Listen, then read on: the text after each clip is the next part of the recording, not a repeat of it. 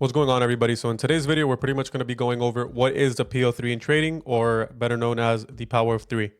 All right, so first we're going to go over the first step of the power of three. So the first step of the power of three is accumulation. Accumulation is basically when we're just generating liquidity above and below, but we're not really breaking or taking out any of them, and we're just kind of in a range and just chopping around and consolidating. All right, so second step is the manipulation leg. So the manipulation leg is pretty much the leg that runs either the buy stops or the sell stops before potentially seeing a move towards the other side. And now we have the final part of the PO3, which is the distribution leg. The distribution leg is basically when people call it a reversal. We're pretty much now just distributing to the other side to take out buy side liquidity or sell side liquidity. And finally, this is what it should look like altogether. So as you can see, we have the accumulation phase right here, which is when we're just in a tight range and just consolidating. Then we came down, sweeping out all this liquidity to the downside, which is the manipulation leg. And then we see this reversal, which is the distribution leg, which caused to take out the top of this liquidity plus any other generated liquidity that was resting above.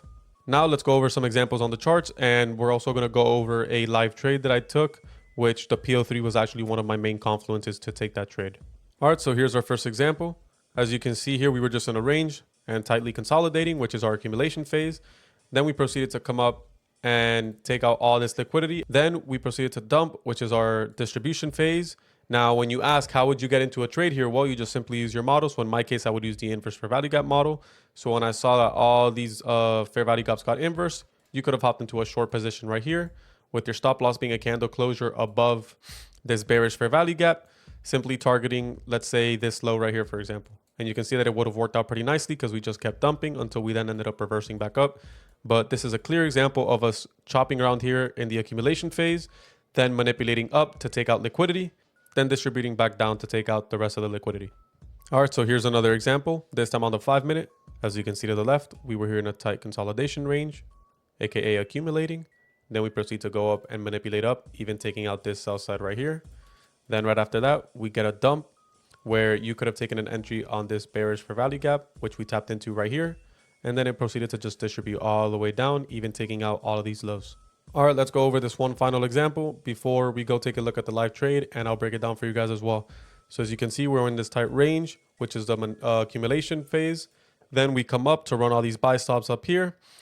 Then once you see this, you already know that we're good to go to the distribution phase of it. And you can use whatever entry model you want to distribute down to then take out the other side of the range, being this low.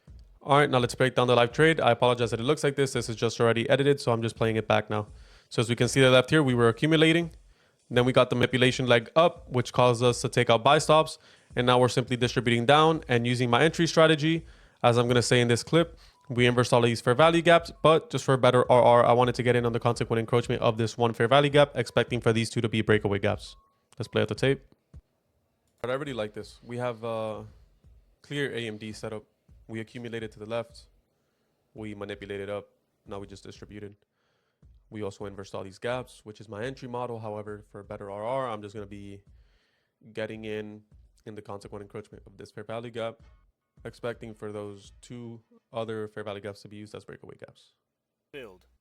All right, we're going to get in there. All right, so as you can see what I just said, let's go over it again. We accumulated to the left, then we manipulated back up. And like I said, we now got the distribution part of it, but for a better RR, instead of taking the inverse, I'm just getting it on the consequent encroachment of this fair value gap. All right, let's keep playing the tape. All right, we're going to get in there. Targeting these low-hanging fruits. Let's see what happens.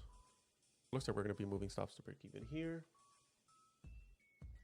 I really like this momentum so far. Order All right, filled. there's first TP. We're going to be changing this now to 5 and leaving the rest to run. I really like how this 15-minute already formed the top wick, so we should be good.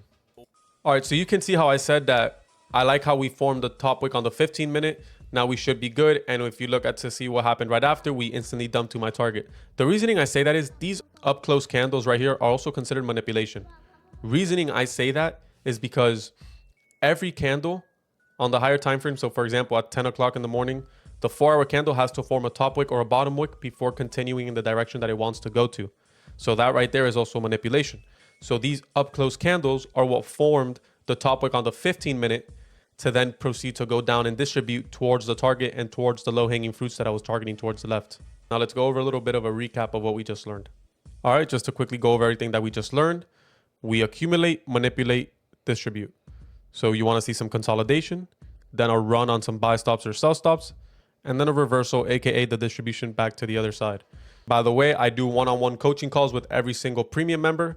I get into calls with you every week to 2 weeks, and I make sure that with the data that you give me and with the photos and backtesting that you show me, I personalize a course that is meant just for you to help you on your flaws and help you to get better. And we slowly work on your psychology and trading together to make sure that you can get to whatever goal you have set in mind. The link for that will be in the description. So that pretty much just sums up the PO3. I hope the next time you guys trade, you can spot this in the market and it'll really make for a nice confluence and it'll make your trading go a lot easier and smoother.